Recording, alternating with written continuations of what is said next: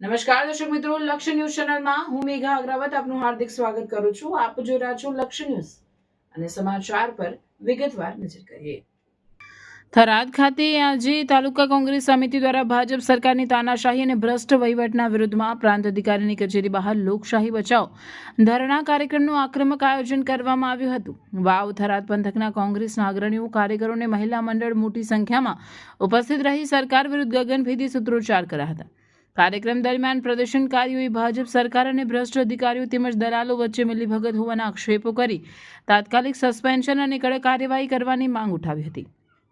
કાર્યકરોએ જણાવ્યું હતું કે હાલની પરિસ્થિતિમાં લોકશાહીના મૂલ્યોનું હનન થઈ રહ્યું છે અને સામાન્ય જનતાના કામો અટવાઈ રહ્યા છે, જેના કારણે લોકોમાં ભારે રોષ વ્યાપી રહ્યો છે. ધરણા સ્થળે કોંગ્રેસના આગેવાનોએ જણાવ્યું હતું કે સરકારની તાનાશાહી હવે પરાકાષ્ઠાએ પહોંચી ગઈ છે અને સરકારી કચેરીઓમાં ભ્રષ્ટાચાર વધી રહ્યો છે. તેમણે ચેતવણી આપી હતી કે જ્યાં સુધી જનતાને ન્યાય નહીં મળે અને ભ્રષ્ટ અધિકારીઓ સામે પગલાં નહીં લેવાય ત્યાં સુધી કોંગ્રેસ જનહિતમાં આંદોલન ચાલુ રાખશે.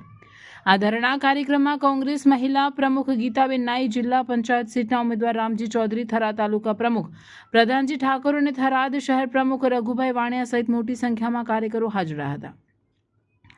થરાદ પ્રાંત કચેરી બહાર યોજાયેલા પ્રદર્શનથી સ્થાનિક રાજકારણમાં ગરમાવો આવી ગયો છે અને આગામી સમયમાં લડત વધુ ઉગ્ર બનવાના સંકેતો મળી રહ્યા છે. રિપોર્ટર રાજપૂત ભલાભાઈ, વાવ થરાદ.